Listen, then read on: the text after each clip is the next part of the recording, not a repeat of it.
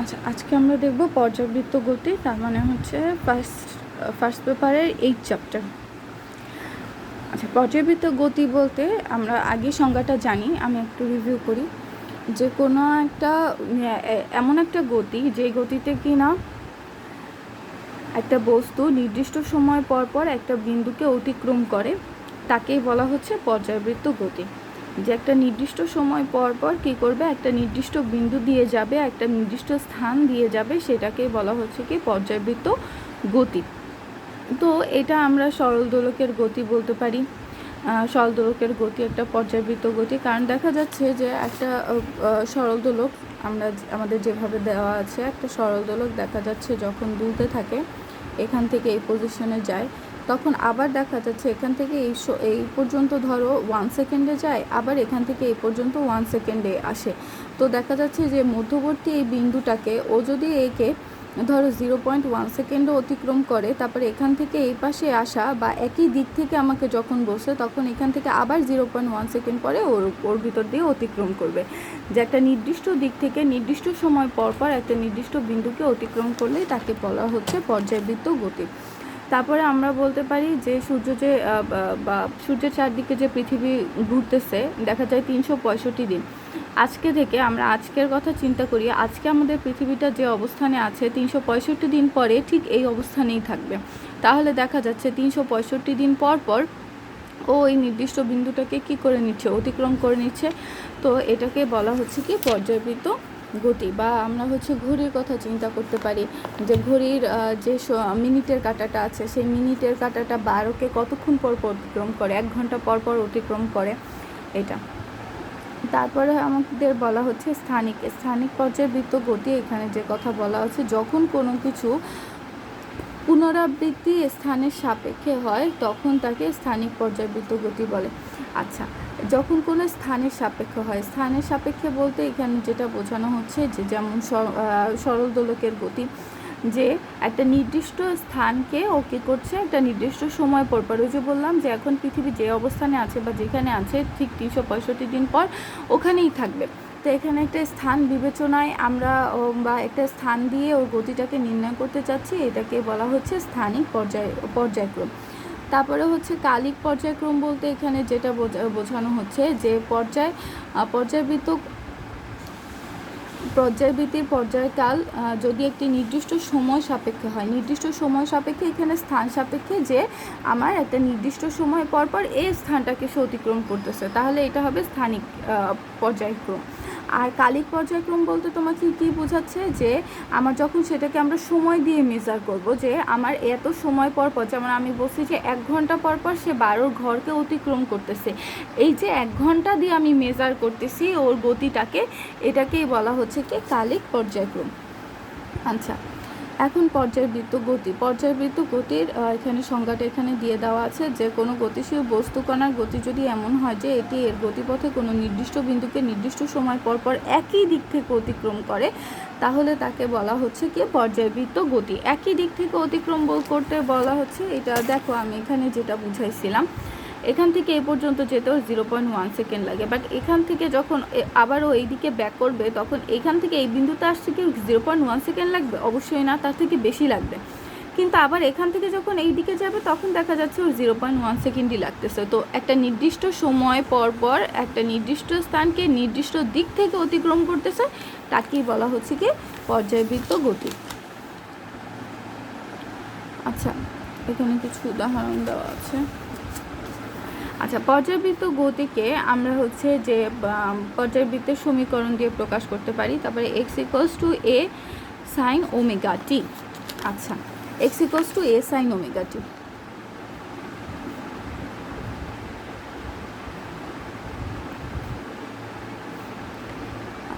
এখানে এ হচ্ছে বিস্তার বলতে তোমাকে বোঝাচ্ছে, আমি যদি এখানে পর্যাবৃত্ত গতিকে সবসময় এই গ্রাফটার মাধ্যমে প্রকাশ করা যাবে। তো এই লোয়ার পয়েন্ট থেকে বা এক্সিস থেকে এই হায়েস্ট পয়েন্ট পর্যন্ত যে দূরত্বটা, সেটাকেই বলা হচ্ছে কি বিস্তার। তারপরে হচ্ছে সাইন ওমেগা টি। ওমেগা বলতে বোঝাচ্ছে ওর কৌণিক বেগ কত। যখন আমরা জানি যে পর্যাবৃত্ত গতি যাই আমি ধরি না কেন, তার একটা কৌণিক বেগ থাকবে। তো দেখা যাচ্ছে যে কৌণিক এখানে ওর কৌণিক বেগটা কত আর সময় কত। তো দেখা যাচ্ছে এখানে আমি এক্স দিয়ে বোঝাচ্ছি যে সে টি সময়ে কতটুকু দূরত্ব অতিক্রম করছে, সেটি সময়ে সে কোন অবস্থানে আছে সেটা জানার জন্য আমরা এই সূত্রটা অ্যাপ্লাই করে থাকি। আচ্ছা, পর্যায়বৃত্ত গতির বৈশিষ্ট্য,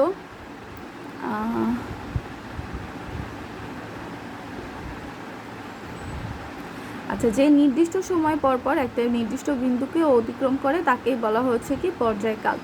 পর্যায়বৃত্ত গতিসম্পন্ন কণা যদি পর্যায়কালের অর্ধেক সময় কোনো একটা নির্দিষ্ট দিকে আর বাকি অর্ধেক সময় ওই গতির বিপরীত দিকে চলে, তাহলে তাকে কি বলা হচ্ছে?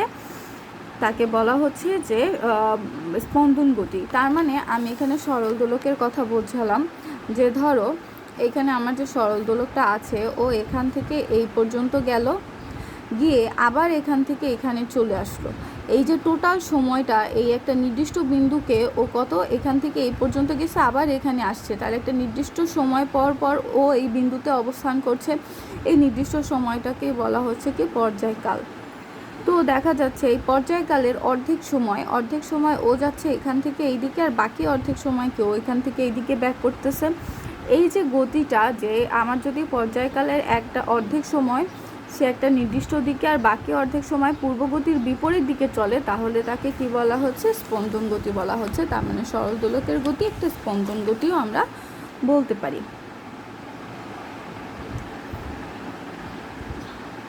আচ্ছা, সরল স্পন্দিত গতি বা সরল দোলন গতি, এখানে আমাকে যেটা দেওয়া আছে যে এ সমানুপাতিক মাইনাস এক্স, এই জিনিসটা আমার কিভাবে আসছে একটু চিন্তা করি আমরা। ও যখন এই বিন্দু থেকে ওর যাত্রা শুরু করবে, ধরো এখান থেকে টেনে আমি এখন ওকে ছেড়ে দিব, এই বিন্দু থেকে যখন ও যাত্রা শুরু করবে তখন দেখা যাচ্ছে কি যে ওর একটা ত্বরণ ঘটবে, ত্বরণ ঘটতে ঘটতে বা ও একটা নির্দিষ্ট গতিতে যাবে, গতিতে গিয়ে ও এই বিন্দুতে এসে পৌঁছাবে। পৌঁছানোর পরে দেখা যাচ্ছে তাহলে ওর অতিক্রান্ত দূরত্বটা কত দিকে হচ্ছে? এই দিক বরাবর হচ্ছে অতিক্রান্ত। এখানে ধরে ছেড়ে দিছি বলে সেই জন্য ও এই দিক বরাবর যাচ্ছে, আর এই দিক বরাবর দূরত্ব অতিক্রম করছে ধরলাম এক্স পরিমাণ। এখন এখানে কিন্তু আমি ওকে কোনো বল প্রয়োগ করতেছি না। বল প্রয়োগ না করলেও ও এখন কি করবে? ব্যাক করবে না? ও এখন যখন ব্যাক করবে ওর ফোর্সটা কোন দিকে কাজ করছে? এই দিকে কাজ করছে। ওর ফোর্স যদি এই দিকে কাজ করে তাহলে force equals to F equals to আমরা কত জানি? এম এ জানি। তাইলে আমার যে ত্বরণটাও কোন দিকে কাজ করছে বলো তো? এই দিকে কাজ করছে। তাহলে ওর ত্বরণটা যখন এই দিকে কাজ করছে, এই এক্সের পরিমাণ কিন্তু আস্তে আস্তে কি কমে আসছে না? কারণ এই টোটালটুকুর পরিমাণ হচ্ছে এক্স। ও এখান থেকে এই দিকে গেল, এক্স পর্যন্ত দূরত্ব অতিক্রম করলো। এখন এখান থেকে যখন ব্যাক করবে তখন দেখা যাচ্ছে ওর এই দিকে ফোর্সটা কাজ করছে, তাহলে এফ ইকুয়ালস টু কত চলে আসলো? M A. তাহলে এখান থেকে এই দিকে যখন যাচ্ছে তখন আমার এক্সের মানটা আবার কমে যাচ্ছে। তাহলে আমি বলতে পারি এ সমানুপাতিক মাইনাস এক্স। তার মানে এ আর এক্সের দিক হচ্ছে সম্পূর্ণ বিপরীতমুখী একটা দিক। আর আমাকে এখানে সমানুপাতিক কথাটা কেন বলতেছে? সমানুপাতিক কথাটা এই জন্য বলতেছে যে তোমার এখান থেকে ধরো ওর মধ্যে এর মানটা যতটুকু হবে, আমি যদি এইরকম আঁকি যে এখান থেকে এই পর্যন্ত গেছে, তাহলে কি ও বেশি পরিমাণ দূরত্ব অতিক্রম করতেছে। তার কারণে এখান থেকে যখন ব্যাক করবে ওর ফোর্সটাও তত কি হয়ে যাবে? বেশি হয়ে যাবে। কারণ আমরা দোলনায় দোলনায় যখন চড়ো তখন দেখবা যে তোমার যত বেশি টেনে ছেড়ে দিবে তত মানে তোমাকে যত বেশি দূরে সরায় ছেড়ে দিবে তত তুমি ফোর্সটা বেশি ফিল করতেছো। তার মানে ফোর্স বেশি ফিল করতেছো বলতে তোমার ত্বরণটা বেশি তোমার ফিল হচ্ছে। তাহলে এই সমানুপাতিক কত আসবে? এক্স আসবে। মাইনাস আসতেছে কেন? কারণ ওদের দিকটা হচ্ছে ডিফারেন্ট একটা দিক। আচ্ছা, তাহলে এখানে আমি লিখতে পারি এ সমান সমান মাইনাস কে এক্স। মাইনাস কে এর জায়গায় আমি এখানে সমানুপাতিক ধ্রুবক দিব মাইনাস ওমেগা স্কোয়ার এক্স। আচ্ছা, তাহলে আমরা জানি হচ্ছে এফ ইকুয়ালস টু কত? M A. তাহলে এ ইকুয়ালস টু হচ্ছে minus M omega square X. তাহলে এম আর ওমেগা হচ্ছে যদি কনস্ট্যান্ট থাকে তাহলে এফ সমান সমান এই দুইটাকে যদি আমরা কে ধরি, কে এক্স, তাহলে আসবে হচ্ছে এফ সমানুপাতিক মাইনাস এক্স চলে আসলো। মানে যে কাজটা যেটা আমি আগেই বলছি ওরা এখানে সেটা জাস্ট পরে প্রুফ করছে, আর কিছু না। ঠিক আছে?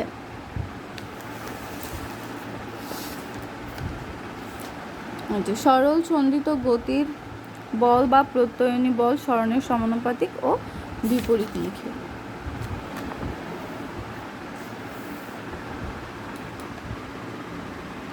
আচ্ছা, সরল সন্ধিত স্পন্দনের ক্ষেত্রে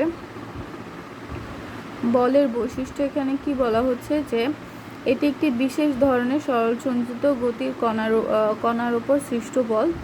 এই গতির ক্ষেত্রে কণার ত্বরণ ও এর উপর ক্রিয়াশীল বলের মান কণার সরণের সমানুপাতিক। কি বলতেছে? সরণের সমানুপাতিক। তারপরে আমাদের এখানে কি বলছে যে ত্বরণ ও কণা সবসময় কণার উপর ত্বরণ এবং কণার উপর ক্রিয়াশীল বলের অভিমুখ সবসময় সাম্যাবস্থার দিকে থাকে। এখন বলছে যে সাম্যাবস্থার দিকে থাকে বলতে এই জিনিসটাকে কি বোঝানো হচ্ছে, এটা ও যখন এই বিন্দুতে থাকবে ও চাবে হচ্ছে নিউট্রালাইজ হতে, ও এই পজিশন মিডল পজিশনে থাকতে চাবে সবসময়। এর জন্য ও এই দিক বরাবর গেলেও আবার এখান থেকে এই দিকে ফিরে আসে ওর বিভবের জন্য। ও সবসময় চায় এই পজিশন বা মিডল পজিশন বা সাম্যাবস্থার পজিশনে থাকতে। তাহলে এফ এর দিকটা সবসময় সাম্যাবস্থার দিকে হবে, আর এক্স এর দিকটা কিন্তু সাম্যাবস্থার দিকে হয় না, কারণ সাম্যাবস্থার দিকে হলেও অতিক্রান্ত দূরত্বটা ওরকম থাকে না, এক্স এর মানটা কমে আসতে থাকে। আচ্ছা, আর এটা হচ্ছে সরণের বিপরীত দিকে। এই ধরনের গতির বলের গতিপথ হচ্ছে সরলরৈখিক। তার মানে হচ্ছে এই ধরনের বলের গতিপথ হচ্ছে সরলরৈখিক, আর স্লোপের মানটা হচ্ছে কত? M omega square. এই যে দেখো, আমরা যদি আঁকি এদের এক্স এর মান যত বাড়বে, এখানে যদি এফ দেই আর এখানে যদি এক্স দেই, এক্স এর মান যত বাড়বে এফ এর মান আমার তত বাড়বে। কিন্তু এখানে যে স্লপটা দেখো, এই যে আমরা যদি এই জিনিসটাকে যদি এইভাবে কনভার্ট করতে পারি না, y = mx, তাহলে কি মূলবিন্দুগামী সরলরেখা হয়ে গেল। এই টোটালটা হচ্ছে m মানে হচ্ছে স্লোপ, তাহলে আমার স্লোপটা কত? স্লোপটা হচ্ছে -m ওমেগা স্কোয়ার। বোঝা গেছে? আচ্ছা,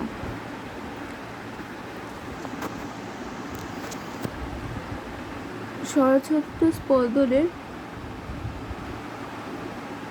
কয়েকটি রাশিমালা এখানে প্রুফ করে দেখাইছে। আচ্ছা, এটা আমি একটু প্রুফ করে দেখি।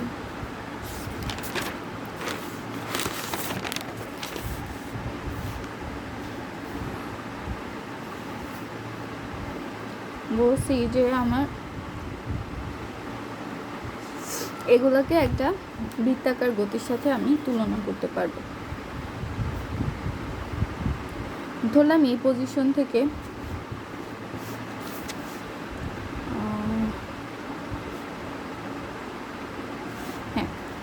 এই পজিশন থেকেও যাত্রা শুরু করলো। যাত্রা শুরু করে টি সময়ে এই পজিশনে এসেও পৌঁছালো। তার মানে এ বিন্দু থেকে যাত্রা শুরু করে সে পি বিন্দুতে এসে পৌঁছালো। আচ্ছা, তো পৌঁছালে তার কৌণিক অতিক্রান্ত দূরত্ব কত হয়ে থাকে? কৌণিক অতিক্রান্ত দূরত্ব হচ্ছে থিটা পরিমাণ। তো এখান থেকে যদি আমি লম্ব টানি তাহলে সে তার রৈখিক অতিক্রান্ত দূরত্ব আমরা কত পেয়ে যাব? এক্স। কারণ এখান থেকে এই পর্যন্ত সে আসছে, তাহলে এই রেখা বরাবর সে কতটুকু দূরত্ব অতিক্রম করছে? এক্স পরিমাণ দূরত্ব অতিক্রম করছে। আচ্ছা, এইটা আর এইটাও হচ্ছে থিটা, কারণ আমরা জানি কি এরা হচ্ছে একান্ত কোণ। ওকে, তাহলে আমরা এখানে লিখতে পারি, এটার নাম দিলাম এন আর এটার নাম হচ্ছে ও। X = ON। এখন এই দুইটা কোণ হচ্ছে পরস্পর সমান। তাহলে আমরা এখান থেকে লিখতে পারি যে সাইন থিটা = ON/OP, কারণ আমরা জানি সাইন থিটা = ON। এই কোণের সাপেক্ষে এটা কি? লম্ব। তারপরে লম্ব/অতিভুজ। ক্লিয়ার? আচ্ছা, তাহলে ON = OP × সাইন থিটা। ঠিক আছে, এখন ওপি এর মান ON এর মান হচ্ছে এক্স, আর ওপি হচ্ছে বিস্তার। ওর বিস্তার কতটুকু? এই যে আমি দেখালাম, ওরা এরকমভাবে যায়। তো এরকমভাবে যদি যায় এখান থেকে এই পর্যন্ত, তার মানে যে বিন্দু সাপেক্ষে সে ঘুরতেছে সেখান থেকে সর্বোচ্চ দূরত্ব, তার মানে এখান থেকে সর্বোচ্চ দূরত্ব হচ্ছে এটা। সর্বোচ্চ দূরত্বের মান হচ্ছে কত? এ বা বিস্তার, আর হচ্ছে সাইন থিটা।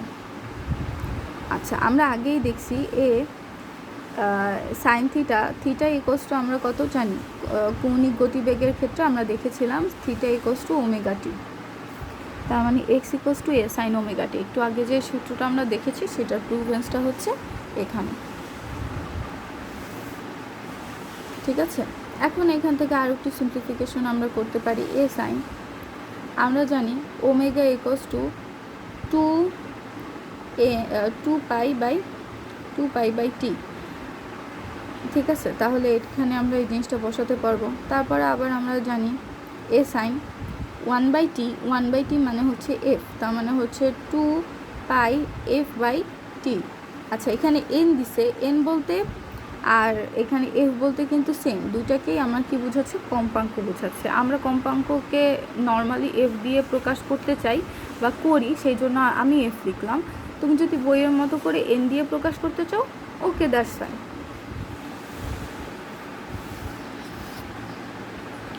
ওকে, এখন আমরা দেখব যে বেগের সমীকরণটা কি চলে আসে। এটা হচ্ছে কিসের সমীকরণ, এক্সের সমীকরণ। এক্সের সমীকরণকে যখন আমি ডিফারেন্সিয়েট করব তখন আমার কি ভি এর সমীকরণ চলে আসবে, তার মানে বেগের সমীকরণ চলে আসবে, d by dt A sine omega t. তাহলে এখান থেকে আমি লিখতে পারি, এখানে ভি লিখব, এখানে হচ্ছে এ, আর সাইন ওমেগাটিকে যদি আমি ডিফারেন্সিয়েট করি তাহলে আমি এখান থেকে পেয়ে যাব যে আমি জানি ওমেগাটা সামনে চলে আসবে, সাইন এটাকে কস চলে আসবে, কস ওমেগা টি, এ ওমেগা কস ওমেগা টি। আচ্ছা,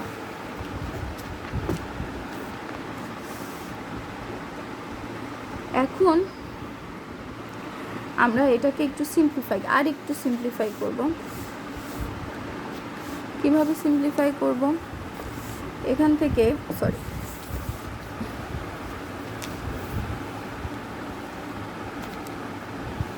এইখান থেকে আমরা লিখতে পারি sine omega t equals to x by A. তাহলে cos omega t equals to কত, √1 মাইনাস সাইন স্কোয়ার ওমেগা টি।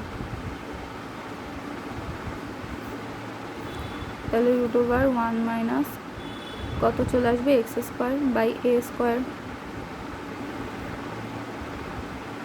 আচ্ছা, এখন তাহলে ভি ইকুয়ালস টু আমরা লিখতে পারি এ ওমেগা কস ওমেগা টি দেওয়া আছে, তার মানে √1 minus x square by A square, A omega. তাহলে এখানে আসবে হচ্ছে A square minus x square A omega into 1/a √a square minus x square. তাহলে আমার এ কাটাকাটি চলে যাবে, শুধু থাকে omega √a square minus x square. Okay, এই সূত্রগুলো সুন্দর করে দাগায় করবো। আচ্ছা, এখন যদি আসি আমরা ত্বরণের রাশিমালায়, যে ত্বরণের রাশিমালাটা আমাদের এখানে কি বলছে, দেখো ভি এর রাশিমালা পেলাম, v equals to omega A cos omega t. তাহলে একে যদি এখন আমরা ডিফারেন্সিয়েট করি তাহলে আমরা এখানে ওমেগাটা আরেকটা সামনে চলে আসবে, তার মানে ওমেগা স্কোয়ার এ, আর কসকে আমরা যদি ভাঙাই তাহলে মাইনাস সাইন ওমেগা টি। তাহলে A sine omega t equals to আমরা কত লিখতে পারি, এক্স লিখতে পারি। তাহলে এ equals to minus omega square x. আচ্ছা,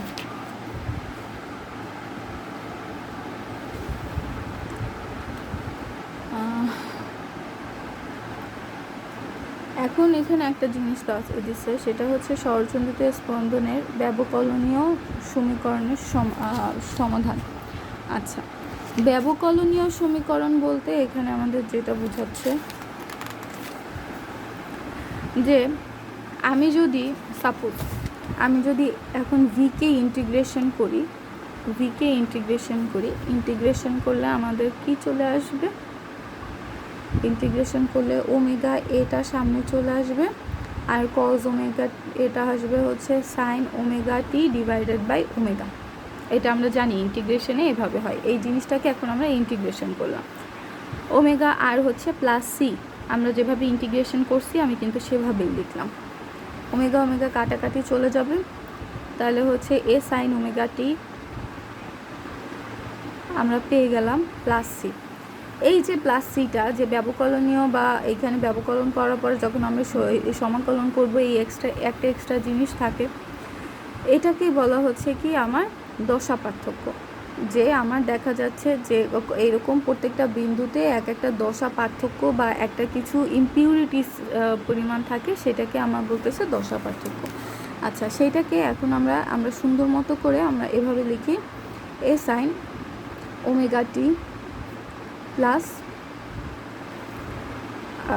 দশা পার্থক্য। এটা মানে আমার একটা বিন্দু, একটা সরলসন্ধিত স্পন্দনের গতি যদি একদম নিউট্রাল পজিশন থেকে না শুরু হয়ে, ধরো আমি এমনভাবে ওর মেজারমেন্টগুলো নেওয়া শুরু করলাম, ও নিউট্রাল পজিশনে নাই, ও এই পজিশন থেকে আছে, তাহলে আমি কিভাবে করে ওর ইয়েটা শুরু করব? তখন দেখা যাচ্ছে ও কতটুকু পরিমাণ আগানো আছে বা ওর কৈমিক দূরত্ব কতটুকু, এখন কত অবস্থানে আছে, সেই জিনিসটা আগে আমাদের জানতে হবে। জানার পরে তারপরে মেজারমেন্টটা আমি করতে পারবো। তো এখন ওর দশা বা ওর অবস্থানটা, সেটাই হচ্ছে ওর দশা পার্থক্য বা ওর অবস্থানের যে মেজারমেন্টটা সেটা। ওকে,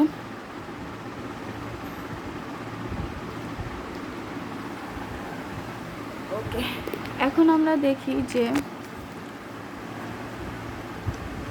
আমাকে এখানে বলা হচ্ছে টি এর মান যদি এতটুকু পরিমাণ বৃদ্ধি হয়, যে কত 2π/ওমেগা পরিমাণ যদি আমি টি এর মানটা বাড়াই, তাহলে আমাদের সমীকরণটা কীরকম আসে। যে হ্যাঁ, ধরো আমার এক্স ইকোয়াস টু কত দেওয়া আছে, এ সাইন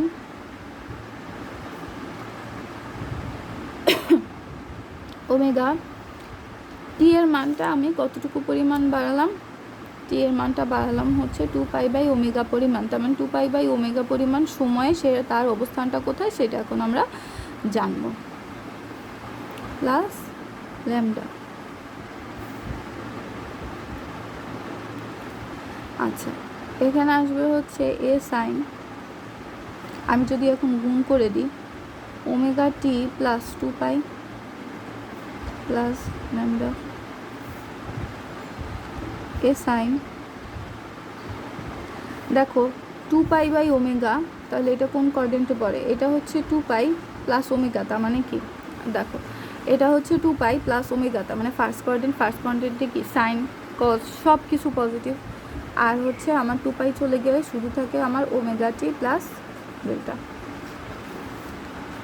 তো এখন আমাদের এখানে তাহলে এই সমীকরণটা আর আমরা এখানে যে সমীকরণটা লিখছি এই দুইটা কি পরস্পর সমান।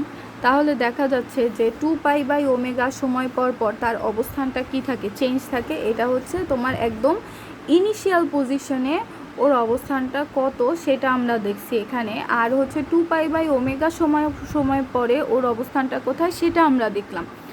তাহলে দেখা যাচ্ছে দুইটার অবস্থানের সমীকরণ আমাদের কি হয়ে গেছে, সেম হয়ে গেছে।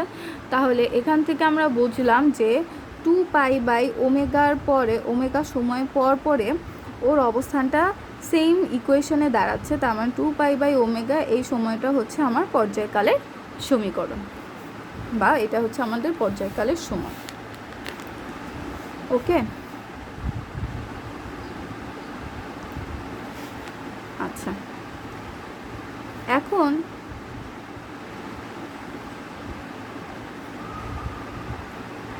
এখন এখানে আমরা দেখি যে 2π ডিভাইডেড বাই √k/m। আমরা আগেই এইটা দেখছিলাম যে k/m equals to omega square, তাহলে ওমেগার পরিবর্তে √k/m আমরা লিখতে পারি। তাই এখান থেকে আমি লিখতে পারি 2π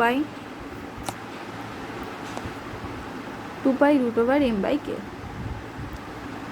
যদি আমি কোনো ভর জানি, আর যদি তার দেখা যাচ্ছে এই ধ্রুবকের মানটা কে এর মানটা যদি আমি জানি, তাহলে এই ইকুয়েশনে বসিয়ে, এইটা নর্মালি তোমার ইউজ করা হয় হচ্ছে স্প্রিংয়ের জন্য, এটা হচ্ছে স্প্রিং ধ্রুবক। স্প্রিং ধ্রুবকের মান যদি জানি আর তার ভর যদি জানি, তাহলে এভাবে করে আমরা বসিয়ে দিতে পারবো। আচ্ছা, কম্পাঙ্ক তো জানি 1/t, এখান থেকে আমাদের কম্পাঙ্ক বের হবে। তারপরে হচ্ছে কৌণিক কম্পাঙ্ক বা ওমেগার মানটা আমরা হচ্ছে আগেই দেখছি ওমেগার মানটা এক্স্যাক্টলি কত আসে। আচ্ছা, কণা, এই যে দেখো দশা নিয়ে, দশার জিনিসটা একটু ক্লিয়ার হবা, যে সরল সন্দিত স্পন্দনরত কোনো বস্তু বা কণার যে কোনো মুহূর্তের অবস্থান বলতে তার সরণ, বেগ, ত্বরণ ইত্যাদিকেই বলা হচ্ছে কি তার দশা বলতে যে কোনো মুহূর্তে দোলনের সঠিক অবস্থান বোঝায়। দেখো আমরা এখানে ইন্টিগ্রেশন করলে দেখালাম যে আমার একটা সিগমা, বা এখানে আমরা সি দেই। সি কেন দেই আমি আগেই বলছি ওই ইন্টিগ্রেশন করানোর সময়, যে একটা অ্যাপ্রোপ্রিয়েট মান পাওয়ার জন্য আমরা সিটা যোগ করে থাকি। তার মানে এখানে এই সিগমাটা যোগ করার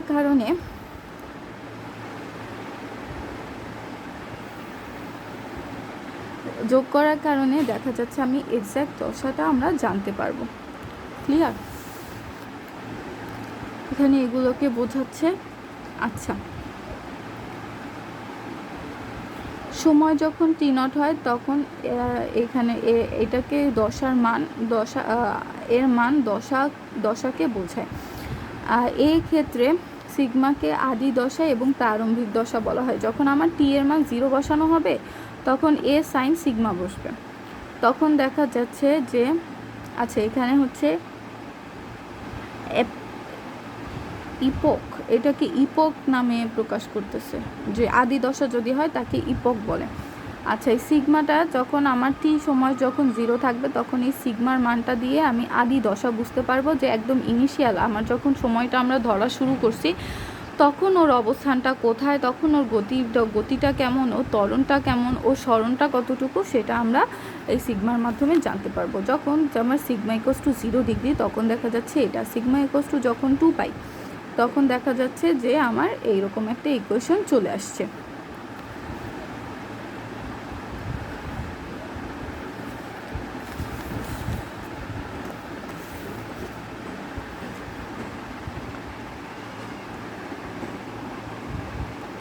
আচ্ছা, দশা পার্থক্য বলতে এখানে কি বোঝাচ্ছে? দশা পার্থক্য বলতে বোঝাচ্ছে দুইটা যে কোনো অবস্থানের মধ্যকার, যেমন এইটা হচ্ছে, এইটা x1 হচ্ছে এইরকম আর x2 হচ্ছে এইরকম। তাহলে দেখা যাচ্ছে এখানে সিগমার মানটা কত 0, আর এখানে সিগমার মানটা কত সিগমা। তাহলে এই দুইজনকে পার্থক্য করলে আমি, বা বিয়োগ করে দিলে আমি কি পাবো? শুধু সিগমা পেয়ে যাব। তাহলে প্রথমটার সাপেক্ষে দ্বিতীয়টার দশা পার্থক্য কতটুকু হয়ে থাকে? সিগমা পরিমাণ দশা পার্থক্য হয়ে থাকে। তার মানে আমার এই যে ওমেগা টি এর সাথে যে এক্সিস পয়েন্টটা থাকে, সেইটা ওই পয়েন্টটাকে আমরা জাজ করব, যে দুইটা বিন্দুর ওই পয়েন্টটাকে জাজ করে আমরা নির্ণয় করব যে আমাদের দশা পার্থক্যটা কত। ওই যে বিভব আর বিভব পার্থক্য যেরকম, জাস্ট লাইক সিমিলার কেস।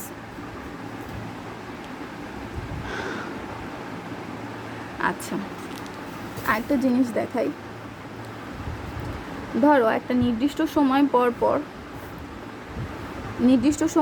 পর এই বিন্দুটা, বা এই যে একটা যে কোনো কণা যে বিন্দুতে আসবে, ওই দুইটা বিন্দুর ধরো আমার টি সময় পর পর ও আবার এই পুরাটা ঘুরে আবার এই বিন্দুতে আসলো, তাহলে সব সময় তোমার সময়টা হয়তো বা এটা হচ্ছে 0 সময়েও এই সময় ছিল, এখানে ছিল, ধরলাম হচ্ছে তার পর্যায়কাল হচ্ছে 2 সেকেন্ড। 2 সেকেন্ড পরে সে এই বিন্দুতে আসবে, কিন্তু তার দশাটা কিন্তু থাকবে সেম।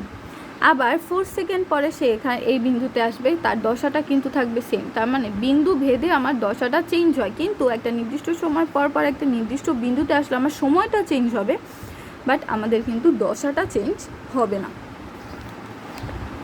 অবস্থানের সাপেক্ষে আমার দশাটা চেঞ্জ হয়ে থাকে। ওকে,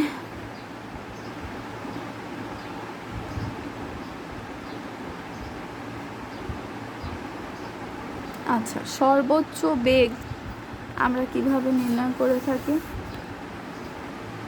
দেখো, আমি যখন একটা সরল দোলক আঁকবো, এই পজিশনের বেগটা কিন্তু কি হয়, সর্বোচ্চ বেগ হয়। আমরা জানি যে এই পজিশনের যে বেগটা, সেই বেগটা সর্বোচ্চ বেগ। কারণ এই পজিশনে থাকতেও এই দিক বরাবর যে পরিমাণ ফোর্স ফিল করে, ও কিন্তু এই অবস্থানে থাকলে এই দিক বরাবর সেই পরিমাণ ফোর্স ফিল করবে না।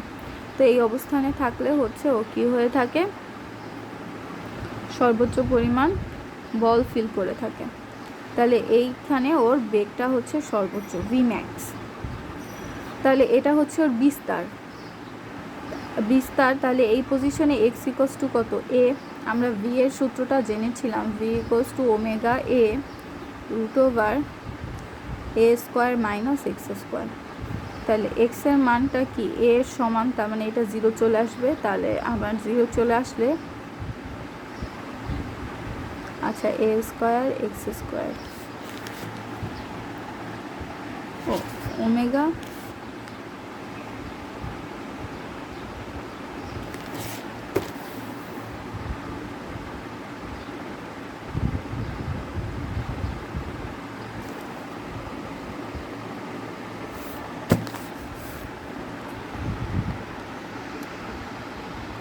আচ্ছা।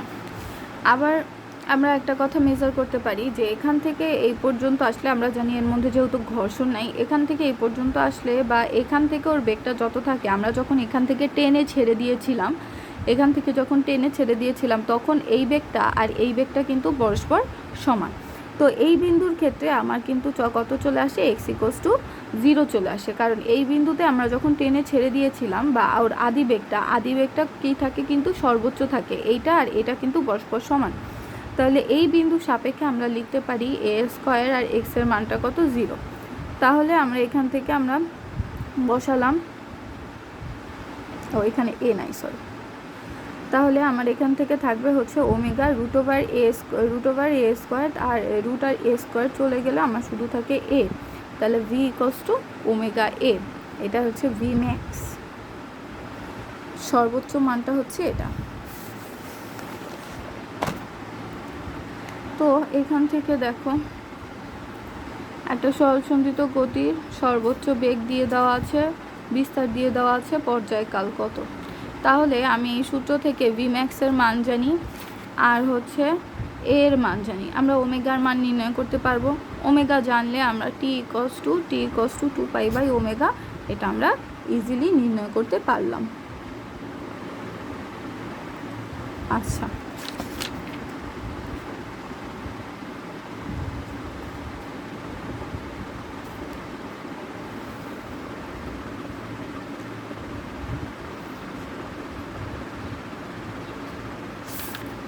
এখানে দেখি যে একটা সরল সঞ্চিত গতির বস্তু কণার পর্যায়কাল দিয়ে দেওয়া আছে, বিস্তার দিয়ে দেওয়া আছে, কণার সর্বোচ্চ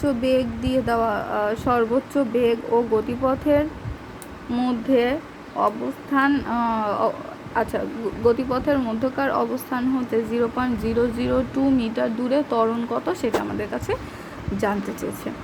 আচ্ছা, আমরা জানি কি বলতো, a equals to omega square x. আমরা এখানে মাইনাসটা ইউজ করব না, কারণ এটা দিকের জন্য মেজার করে থাকে। আমাদের এখানে সব যেহেতু স্কেলার ডাটা দেওয়া আছে, সেজন্য আমি এখানে মাইনাসটা ইউজ করলাম না। আচ্ছা, এর মান আমার কাছে জানতে চেয়েছে, পর্যায়কাল দিয়ে দেওয়া আছে। পর্যায়কাল হচ্ছে ওমেগা ইকুয়ালস টু জানি কত, 2π/t, তার মানে এত স্কোয়ার। বিস্তার দিয়ে দেওয়া আছে,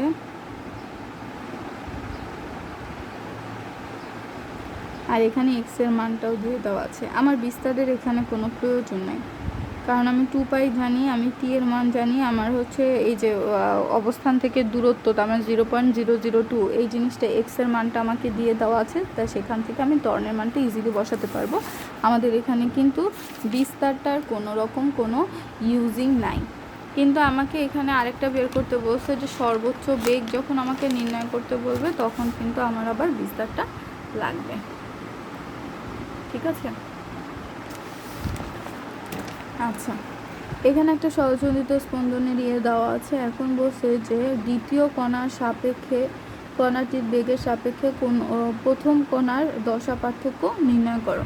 তার মানে হচ্ছে দ্বিতীয় দুইটারই বেগের মধ্যে আমার পার্থক্যটা কত সেটা আমাদের নির্ণয় করতে হবে। এই যে দশা পার্থক্যের একটা ম্যাথ আমাদের চলে আসছে। x1 এখন আমার কত চলে আসবে 0.2 sin 50 পাই প্লাস π/3 πt আছে এখানে।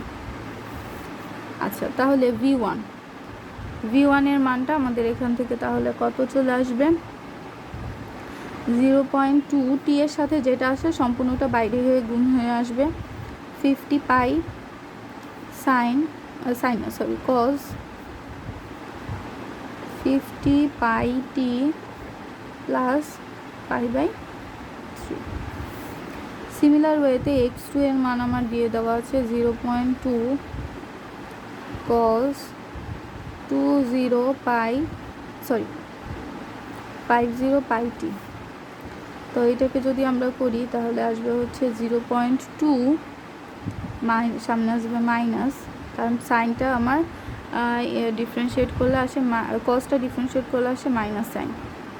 আচ্ছা, এখানে আসবে 50 পাই আর হচ্ছে সাইন 50 πt।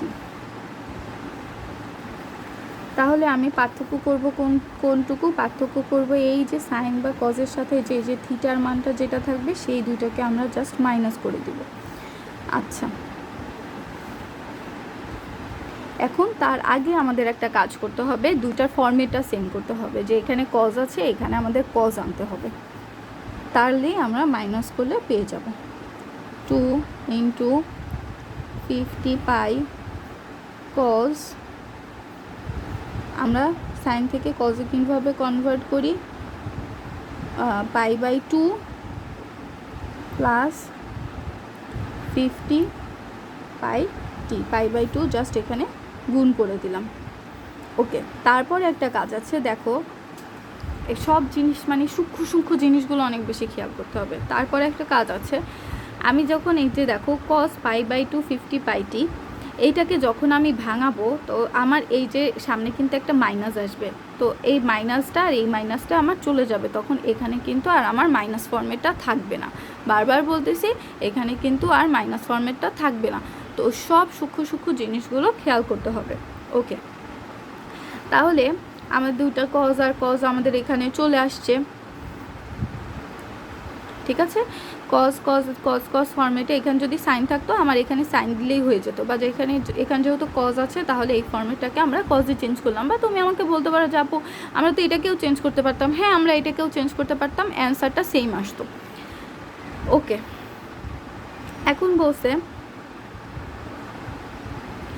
যে কার দশা পার্থক্য এখানে আমাকে নির্ণয় করতে বলেছে। এখানে আমাকে কিন্তু v1 এর দশা পার্থক্য নির্ণয় করতে বলেছে। তাহলে আমি এখানে v1 - v2 করব। যার দশা পার্থক্য নির্ণয় করতে বলবে সেটা মাইনাস যার সাপেক্ষে, যার দশা পার্থক্য নির্ণয় করতে বলবে সেটা মাইনাস যার সাপেক্ষে। ওকে, তাহলে এখানে আমার থিটার মানটা আমরা লিখব 50 πt প্লাস π/3 মাইনাস এটার থিটাটা হচ্ছে π/2 মাইনাস 50 πt। তাহলে আমরা যদি এখানে ক্যালকুলেশন করলে আমাদের যে মানটা আসবে সেটা হচ্ছে -π/6।